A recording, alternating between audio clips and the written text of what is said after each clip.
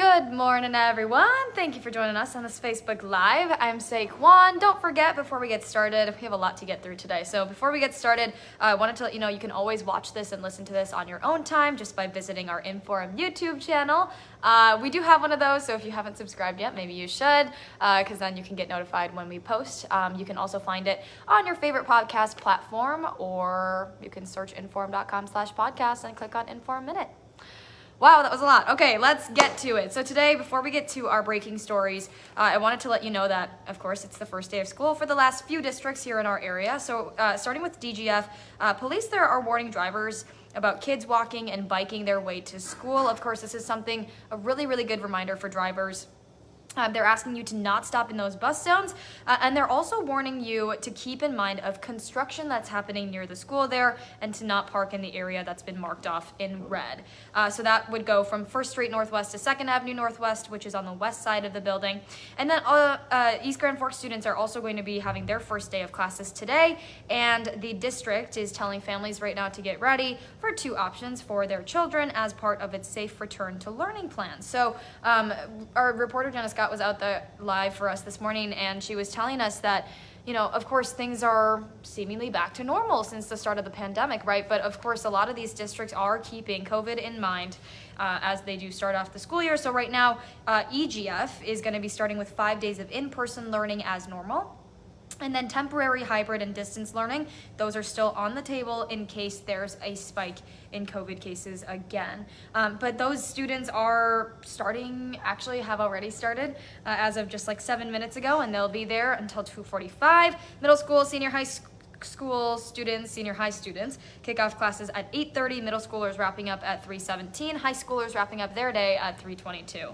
Big day. Also, really quick before we get into our breaking story, wanted to let you know Grand Forks students, some of them will be getting out of class early because of high temperatures being forecast for today. So Superintendent Terry Brenner says that students at Viking, Wilder, and Lewis and Clark Elementaries, along with Valley and Twining Middle Schools, will be dismissed at noon because they don't have any AC units that are really working right now.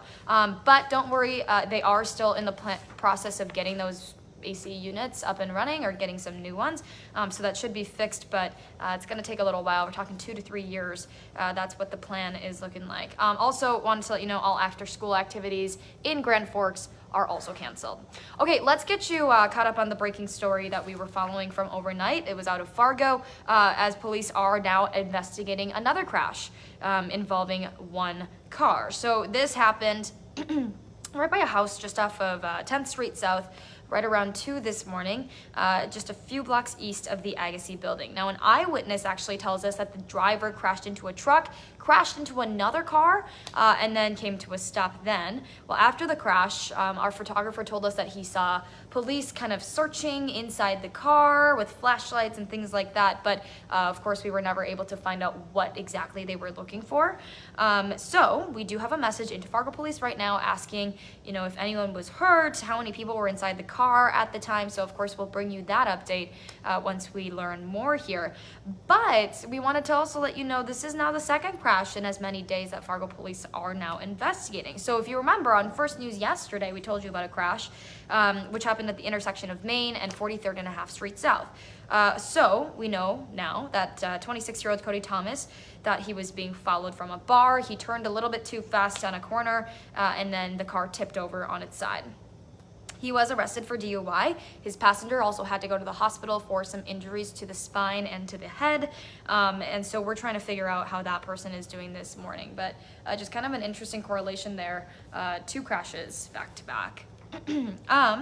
Okay, in Grand Forks, wanted to let you know that construction crews are going to be moving to phase 2 of a project on the south end of town, and 2 closures will be going up on a major road there. So crews are going to be making some fixes to 2 stretches of road, with the first closure being on South 12th Street.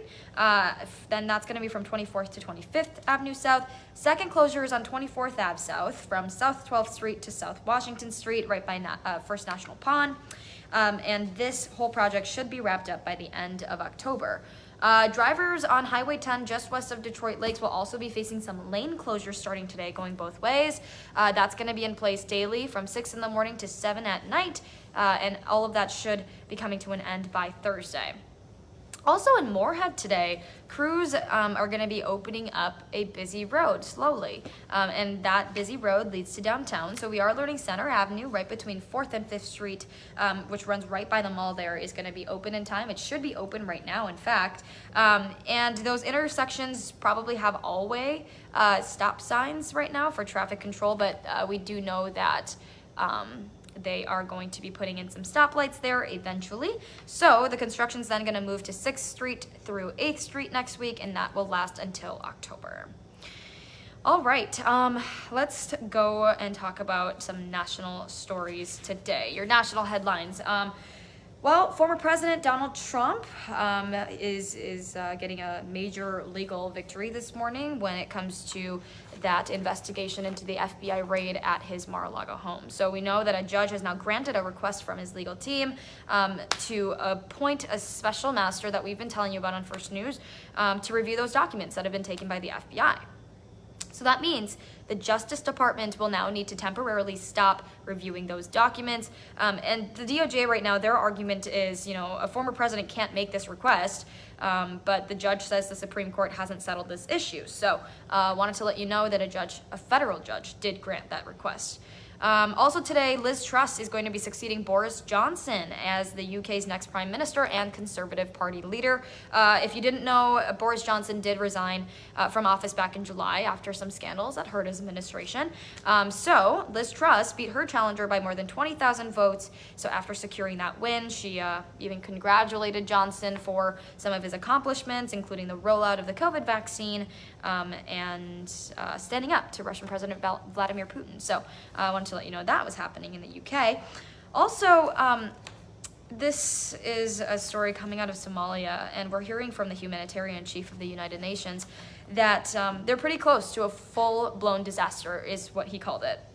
So the UN right now is saying 1.5 million children across Somalia will face acute malnutrition by October. That's literally next month, and that's if the current conditions remain.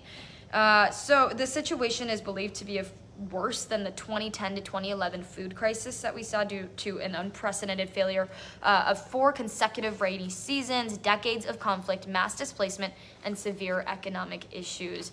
And the chief is also saying that these conditions are likely to last through at least March of next year. So maybe a good time to kind of do some research and figure out ways to support the people in Somalia. I know that's something that I've been trying to look at this morning, so I'll probably do a little bit more research on that later today. Okay, let's talk some good news or some fun news. I know that we need a lot more of that these days. Corn Kid. Have you guys heard about Corn Kid? His name is Tariq, and he's this cute boy, and he went on TikTok, and he was in an interview talking about his love for corn, and it's become this like internet sensation. So it all happened on TikTok, and he actually was just named Cornbassador at Mitchell's Corn Palace over the weekend. So again, Tariq, he gained TikTok fame very, very quick for his love of corn, and he was actually invited by South Dakota's Department of Tourism to tour the Corn Palace. So now he's from Brooklyn, New York. He trekked it all the way to South Dakota for this visit.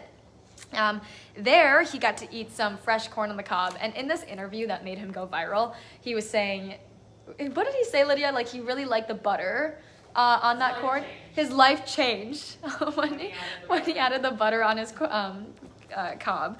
And then also, this whole song that was made was saying, like, it's got the juice. He always said that he liked the corn with the butter because it's got the juice. Like, he's not wrong, right?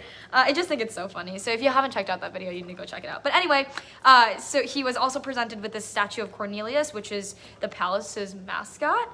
And this kid is such a big deal, you guys, that the city of Mitchell, South Dakota, declared September 3rd be Tariq the Corn Kid Day. Like, what? He gets his own day. That's so cool. But yeah, anyway, I wanted to let you know, I just thought I'd throw some good news in there as well. If you want to go check that out, you could literally just type in Corn Kid on Google and you will see the interview that I'm talking about. You need to watch it if you haven't. Okay, Hot Mic with Dom Izzo, 9 to 11, WDAY Extra, InForum.com. Dom is always having some sort of incredible guest on, whether it's Jeff Kolpak or Dick Bramer. Today, it's Tuesday, so Dick Bramer won't be on, but I'm sure they'll be talking a lot about lots of things that Dom wants to talk about, lots of sports related things. He's kind of the sports junkie here. So make sure you go join him on his show, 9 to 11, WDAY Extra, InForum.com. Also on InForum, here's a headline I want to share with you. A 13-year-old Fargo girl who lost mother to overdose gives backpacks, bags, and Narcan to homeless people. It's really close to home, actually, and I just thought it was so interesting, brave, courageous, fearless, just what a 13-year-old can do to give back to the community and the homeless population here. Just so touching and so inspiring. I thought it was really neat. So definitely a must read on inform.com right now.